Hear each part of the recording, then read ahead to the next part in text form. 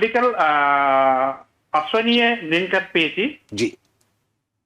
এখন আমি দেশে যেতে চাচ্ছি, আমার কোনো সমস্যা হতে পারে কি? ভাই তুমি অ্যাপ্লিকেশনটা ছিল তোমার জীবনে নিরাপদ নাই, গ্রিন কার্ড পাওয়ার সাথে সাথে জীবন নিরাপদ কিভাবে হয়ে গেল? বাংলাদেশে সরাসরি না গিয়ে আপনি চয়েস করেন আশেপাশের দেশ। লেটস এক্সাম্পল যদি বলি নেপালে যান, তো আপনি তো যেতে পারতেছেন নেপাল, বিকজ আপনি বাংলাদেশে যাচ্ছেন না।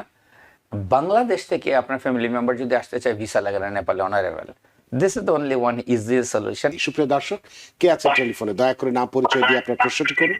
জি, আমি পলিটিক্যাল আশ্রয় নিয়ে গ্রিন কার্ড পেয়েছি। জি। এখন আমি দেশে যেতে চাচ্ছি, আমার কোনো সমস্যা হতে পারে কি? ধন্যবাদ।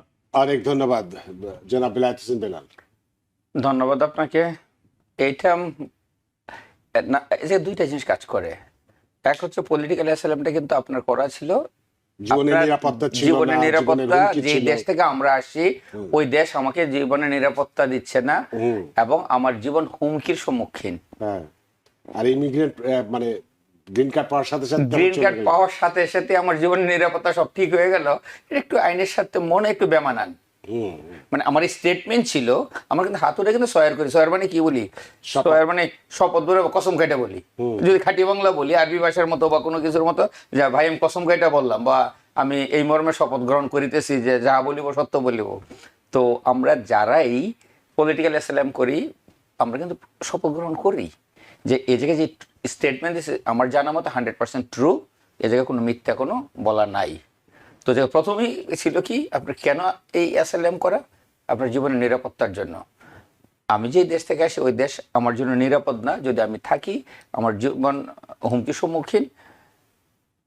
এখন যদি যাই গ্রিন কার্ড পাওয়ার সাথে সাথে, এখন ইমিগ্রেশন অফিসার যদি আমাকে আপনাকে যে কোনো পার্সনকে যদি জিজ্ঞাসা করে, ভাই তুমি অ্যাপ্লিকেশনটা ছিল তোমার জীবনে নিরাপদ নাই, গ্রিন কার্ড পাওয়ার সাথে সাথে জীবন নিরাপদ কিভাবে হয়ে গেল? তো যাই হোক, আমরা কথা আসলে বিভিন্ন জিনিস আলাপ আলোচনা করতেছি। এটা একটা কনসিডার করা উচিত আমাদের আনটিল পাসপোর্ট হওয়া পর্যন্ত। সো চয়েস আপনার, যদি আপনি যেতে চান। বাট যদি আমার হয়তো, ডেফিনেটলি আমি যাব না অ্যাসাইলাম থেকে গ্রিন কার্ড অবস্থায়। ইয়েস, আমরা অনেকেই এই দেশে হয়তো অনেক বছর যাবত আসি, ফ্যামিলি থেকে ডিটাচ, কারো হয়তো বাচ্চা আছে, কারো ওয়াইফ আছে, বাবা মা ভাই বোন দেশে আছে, চায় মন চায় বাপ মার কাছে ছেলে মেয়ের কাছে যাওয়ার জন্য। অ্যাটলিস্ট যদি আপনার খুব কষ্ট হয়, আপনি আমাদের আশেপাশে যে সমস্ত দেশগুলি ওটা চয়েস করেন। বাংলাদেশে সরাসরি না গিয়ে আপনি চয়েস করেন আশেপাশের দেশ। লেটস এক্সাম্পল যদি বলি নেপালে যান, তো আপনি তো যেতে পারতেছেন নেপাল, বিকজ আপনি বাংলাদেশে যাচ্ছেন না। আর বাংলাদেশ থেকে আপনার ফ্যামিলি মেম্বার যদি আসতে চায়, ভিসা লাগে না নেপালে, অনারেবল।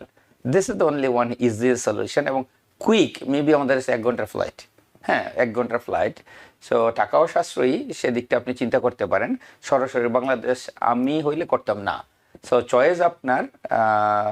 যেহেতু আমাকে জিজ্ঞাসা করেন, সেজন্য আমি বললাম যাওয়াটা ঠিক হবে না। আপনি চেষ্টা করেন আশেপাশের দেশে যাওয়ার জন্য, বাংলাদেশ না গিয়ে। অনেকে কিন্তু সৌদি আরবে যায়, অনেকে সৌদি আরবে যায়, 1 মাসের জন্য সৌদি আরব চলে যায়, ফ্যামিলি মেম্বার আসে, ওরা ওই জায়গায় উমরা টুমরা করে। চয়েস করতে পারেন আপনি একটা থার্ড কান্ট্রি, বাংলাদেশকে সরাসরি না করে। অনেক ধন্যবাদ সুপ্রিয় দর্শক, আশা করি আপনার প্রশ্ন উত্তর পেয়েছেন। আসলে অনেক কষ্ট করে অ্যাসাইলাম তো একদিনে হয়নি। এই গ্রিন কার্ড বছরের পর বছর অপেক্ষা করে কাঙ্ক্ষিত সবুজ কার্ডটি পেয়েছেন, এটি নষ্ট করার কারণে এখন সময় কিন্তু খুবই খারাপ। আসলে সেরূপ সময় যদি এরকম যান, তাহলে আপনার জন্য কি আছে সেটা আমরা বলতে পারবো না, তবে হওয়ার সম্ভাবনা আছে। সেই হিসাবে বিকল্প রাস্তাও আছে। তৃতীয় কোনো দেশে যে আপনার ফ্যামিলির মেম্বার যারা আছেন তাদের সাথে দেখা করতে পারেন, বা সৌদি আরবে যে ওমরাও করতে পারেন। এটা আপনার ব্যাপার। বিষয়টি এখন একান্তই আপনার উপরে আমরা ছেড়ে দিচ্ছি।